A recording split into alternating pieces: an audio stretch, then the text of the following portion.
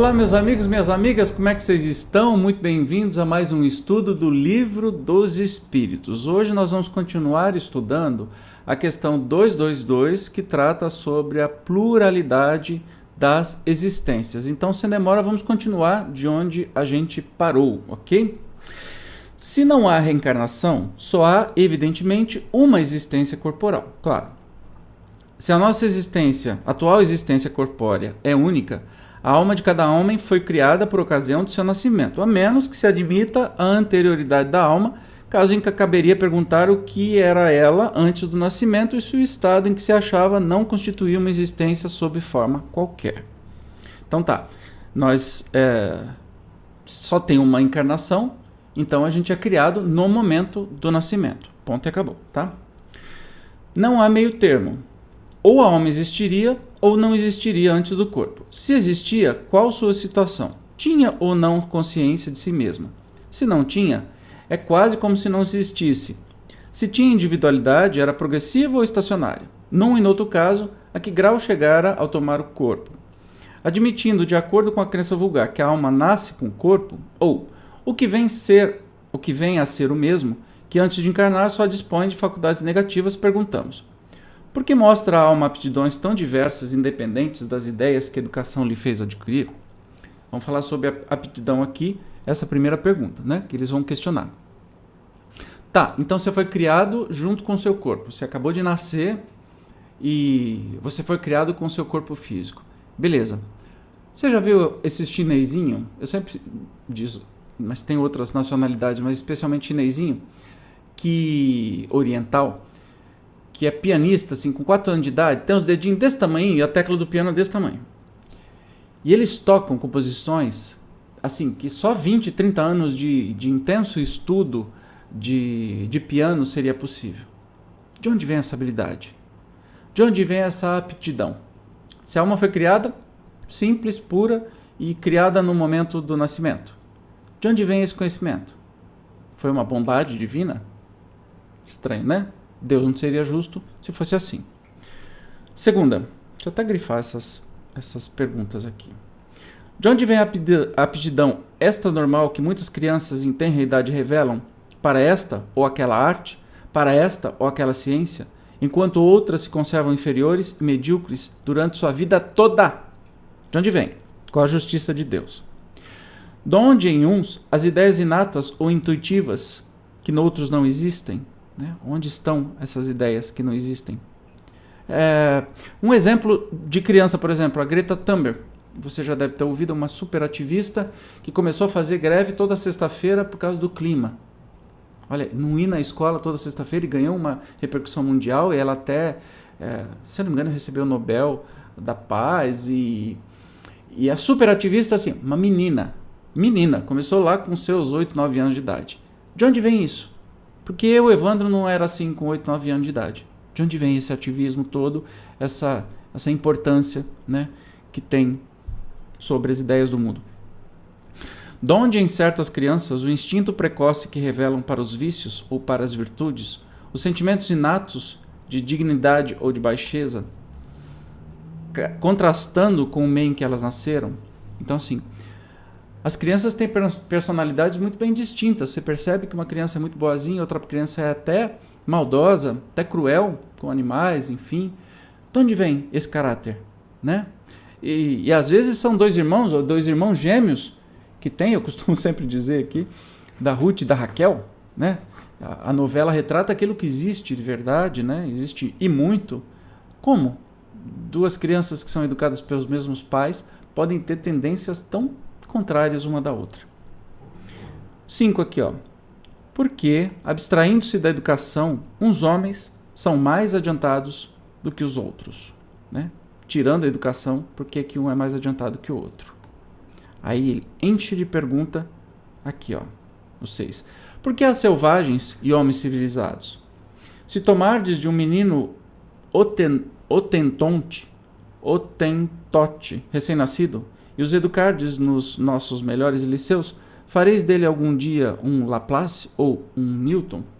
Esse otentote eu não sei o que é, mas deve ser um selvagem mesmo, alguma tribo, alguma coisa muito bem isolada. Então está dizendo, se você pegar um recém-nascido selvagem e educar nos nossos melhores liceus, ou nos melhores colégios e faculdades, será que algum dia ia ter um Laplace ou um Newton? Qual a filosofia ou a teosofia, teo, estudo de Deus, né, capaz de resolver esses problemas? É fora de dúvida que ou as almas são iguais ao nascerem ou são desiguais. Se são iguais, por que entre elas tão grande diversidade de aptidões?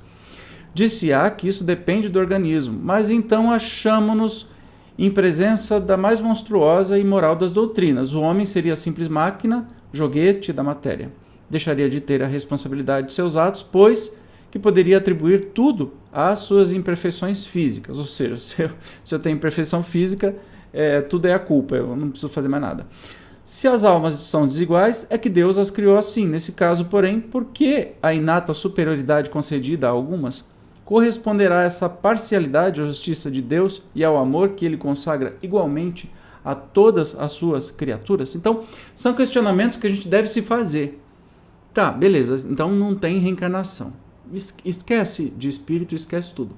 Mas se você começa a se perguntar, então, por que Deus permite, se todo mundo é criado igual, por que Deus permite que alguns saiam com uma super aptidão, ou saem num corpo físico maravilhoso, rico, e outros saem sem aptidão nenhuma, sem condição nenhuma de estudar, de se desenvolver, ou de construir alguma coisa na vida, vai ser sempre miserável, ou vai ser muito mais difícil para ele chegar a tal meritocracia, que não existe, né? Meritocracia é uma conversa fiada. Só existiria se fosse para pessoas absurdamente iguais, com condições iguais de vida. Nós sabemos que isso não existe. Então, meritocracia, essas coisas assim que tentam te falar, não existe. Porque algumas pessoas já nascem, como por exemplo eu, sou privilegiado, sou branco, sou homem, já estou passando à frente da meritocracia se fosse, por exemplo, num país como o nosso, claro, não por merecimento, mas por injustiça social que existe, eu tenho mais vantagens do que se eu fosse negro, ou fosse mulher, ou mulher negra, né? Tá tudo errado. Que meritocracia é essa? A vida, para mim, é muito mais fácil do que a vida para uma mulher negra, por exemplo. As condições são melhores. Até mesmo pagamento. Homem recebe mais do que mulher. Você não sabe disso, né? Então, que meritocracia existiria isso? E aí você passa isso para a reencarnação. Então, se você admitir que Deus cria todo mundo, e até diferente, uns com mais vantagens, então vai conseguir chegar nos objetivos, ou vai ter uma vida melhor, e outros com menos vantagens, cadê a justiça de Deus? Dá para acreditar num Deus desse? É muito simples, né? Foi um dos questionamentos que quando eu não era espírita, eu comecei a fazer, mas que Deus que permite que uma criança possa ter câncer no útero da mãe ainda, e outra criança nasça com saúde? Que justiça divina é essa se a gente considerar uma única vida? Para pensar, hein? Admitamos, ao contrário, uma série de progressivas existências anteriores para cada alma e tudo se explica. Ao nascerem, trazem os homens a intuição do que aprenderam antes. São mais ou menos adiantados, conforme o número de existências que contém, conforme já estejam mais ou menos afastados do ponto de partida. Dá-se aí exatamente o que se observa numa reunião de indivíduos de todas as idades, onde cada um terá desenvolvimento proporcionado ao número de anos que tenha vivido. Não é mais justo isso, gente? As existências sucessivas serão, para a vida da alma, o que os anos são para a do corpo. Eles já desmontam, nessa pequena frase, nessa pequena oração aí, já desmontam toda essa injustiça divina se existisse uma existência só. E já deixam claro, tá, então se tem várias existências, a diferença que nos separa, que você tem o mais privilegiado, o menininho que vem tocando, trabalhou isso muito nas vidas anteriores, né? Teve mais existências, alguém que é mais evoluído moralmente, espiritualmente, é mais velho. Não é melhor que o outro. Desculpe. Não é melhor que o outro. É mais velho. Foi criado antes. Então, como um irmão mais velho, que está na faculdade, sabe muito mais coisa do que um irmão que acabou de entrar no jardim de infância. Será que existe isso ainda? Eu acho que eu estou meio desatualizado. Mas enfim, entendeu? É muito mais simples acreditar na justiça divina quando se acredita em reencarnação. Senão, não dá para acreditar que exista justiça divina. Tá? As existências sucessivas serão para a vida da alma o que os anos são para o corpo. Simples. Reuni, em certo dia, 1 milheiro de indivíduos de 1 a 80 anos. Suponde que um véu encubra todos os dias procedentes ao em que os reunistes e que, em consequência, acreditais que todos nasceram na mesma ocasião. Perguntareis naturalmente como é que uns são grandes e outros pequenos, uns velhos, outros jovens, instruídos uns, outros ainda ignorantes. Se, porém, dissipando-se a nuvem que lhes oculta o passado, vierdes a saber que todos hão vivido mais ou menos tempo, tudo se vos tornará explicado. Então, olha o exemplo que legal. Os espíritos são muito didáticos, né? Então, você reúne aí 1000 pessoas. Que idade que eles falaram? De 0 a 80? De 1 a 80 anos. De 1 a 80 anos, você reúne 1000 pessoas. Só que aí, eles têm que esquecer daquele dia para trás. Ou seja, eles só lembram do dia que acordaram de 1 a 80 anos. Aí eles vão se perguntar, mas por que um é velho, enrugado, o outro está na flor da idade, o outro é criança ainda? Né? Se todo mundo foi criado igual. E aí você tira esse véu, né, de que eles nasceram no mesmo dia e tudo vai fazer sentido. O exemplo é claríssimo. Deus, em sua justiça, não pode ter criado almas mais ou menos perfeitas. Concorda? Comente aí.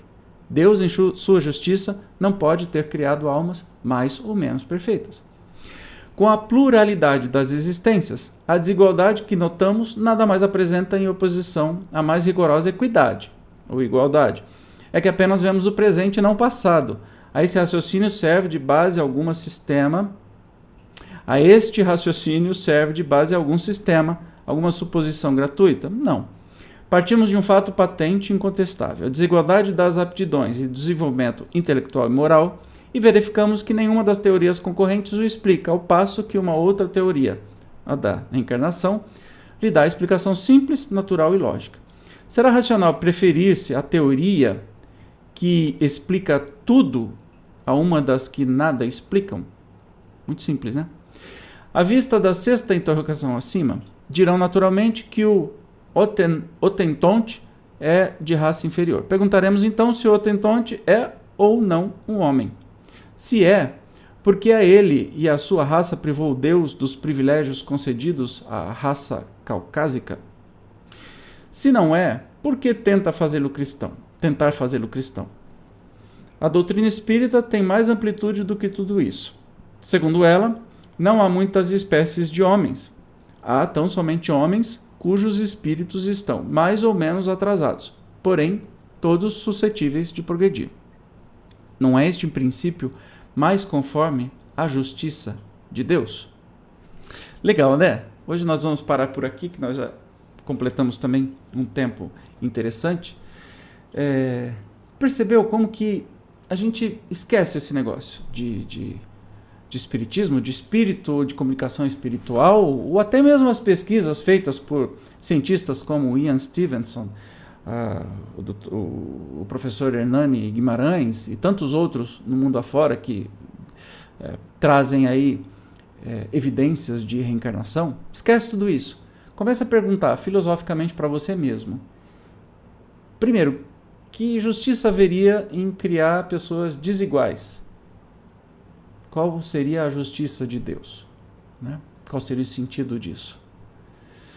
E você vai ter claramente a explicação de tudo o que acontece, de todos os perrengues e as felicidades que acompanham uma criança desde o nascimento. É muito mais simples e claro você entender que isso vem de outras vidas. E é isso que os espíritos estão nos trazendo nessa pergunta 222, que é quase que uma declaração assim gigantesca. Tá bom? Nos encontraremos então no próximo estudo para continuar, no próximo episódio, para continuar estudando aqui essa questão 222 sobre a pluralidade das existências. Esse pluralidade é um negocinho difícil de falar, né? Meu Deus. Coloque aí nos comentários o que você está achando, ou o que você achou, ou as dúvidas.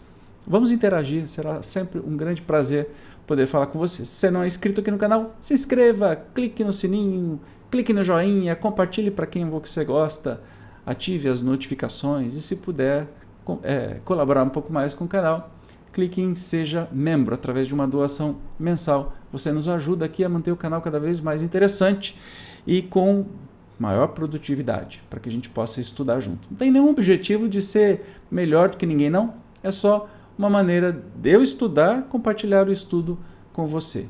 Tomara que esteja sendo útil. Nos encontramos no próximo estudo do Livro dos Espíritos. Até lá!